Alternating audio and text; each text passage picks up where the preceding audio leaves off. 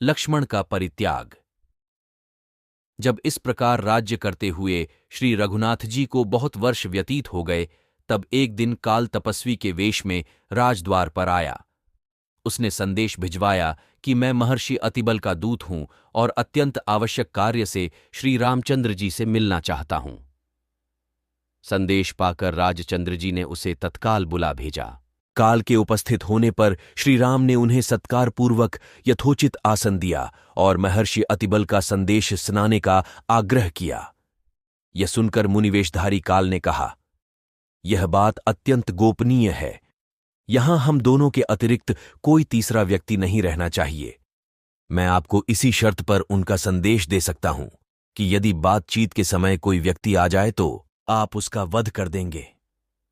श्री राम ने काल की बात मानकर लक्ष्मण से कहा, तुम इस समय द्वारपाल को विदा कर दो और स्वयं ड्योढ़ी पर जाकर खड़े हो जाओ। ध्यान रहे, इन मुनि के जाने तक कोई यहां आने न पाए। जो भी आएगा मेरे द्वारा मारा जाएगा। जब लक्ष्मण वहां से चले गए तो उन्होंने काल से महर्षि का संदेश सुनाने के लिए कहा। उनकी बात सुनकर काल बोला, मैं आपकी माया द्वारा उत्पन्न आपका पुत्र काल हूं। ब्रह्मा जी ने कहलाया है कि आपने लोगों की रक्षा करने के लिए जो प्रतिज्ञा की थी वह पूरी हो गई। अब आपके स्वर्ग लौटने का समय हो गया है।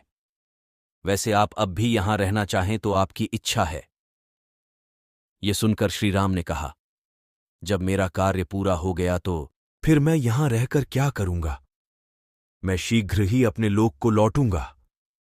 जब काल रामचंद्र जी से इस प्रकार वार्तालाप कर रहा था, उसी समय राजप्रासाद के द्वार पर महर्षि दुर्वासा रामचंद्र से मिलने आए। वे लक्ष्मण से बोले, मुझे तत्काल राघव से मिलना है। विलंब होने से मेरा काम बिगड़ जाएगा, इसलिए तुम उन्हें तत्काल मेरे आगमन की सूचना दो। लक्ष्मण बोले, वे इस समय अत्यंत व्यस्त हैं। आप मुझे आज्ञा दीजिए, जो भी कार्य हो मैं पूरा करूंगा। यदि उन्हीं से मिलना हो तो आपको 2 घड़ी प्रतीक्षा करनी होगी। यह सुनते ही मुनि दुर्वासा का मुख क्रोध से तमतमा आया और बोले, तुम अभी जाकर राघव को मेरे आगमन की सूचना दो। यदि तुम विलंब करोगे तो मैं शाप देकर समस्त रघुकुल और अयोध्या को अभी इसी क्षण भस्म कर दूंगा। ऋषि के क्रोध युक्त वचन सुनकर लक्ष्मण सोचने लगे, चाहे मेरी मृत्यु हो जाए, रघुकुल का विनाश नहीं होना चाहिए। यह सोचकर उन्होंने रघुनाथ जी के पास जाकर दुर्वासा के आगमन का समाचार जा सुनाया। रामचंद्र जी काल को विदा कर महर्षि दुर्वासा के पास पहुंचे। उन्हें देखकर दुर्वासा ऋषि ने कहा, रघुनंदन, मैंने दीर्घकाल तक उपवास करके आज इसी क्षण अपना व्रत खोलने का निश्चय किया है। इसलिए तुम्हारे यहां जो भी भोजन तैयार हो तत्काल मंगाओ और श्रद्धापूर्वक मुझे खिलाओ।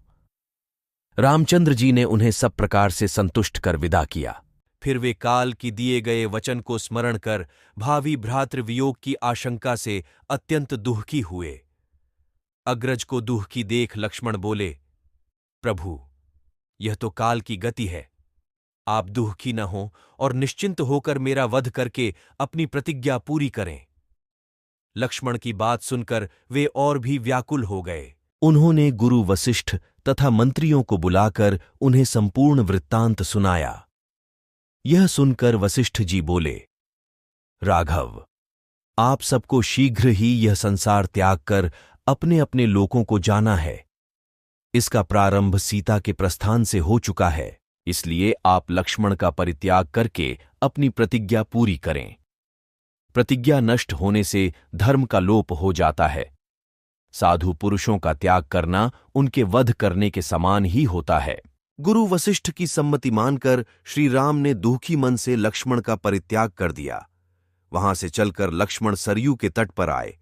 जल का आचमन कर हाथ जोड़ प्राणवायु को रोक उन्होंने अपने प्राण विसर्जन कर दिए। ऐसे ही और कहानियां सुनने के लिए हमारे चैनल को फॉलो और सब्सक्राइब करें। आप लोग लाइक नहीं करते, देखने के बाद एक लाइक जरूर करें।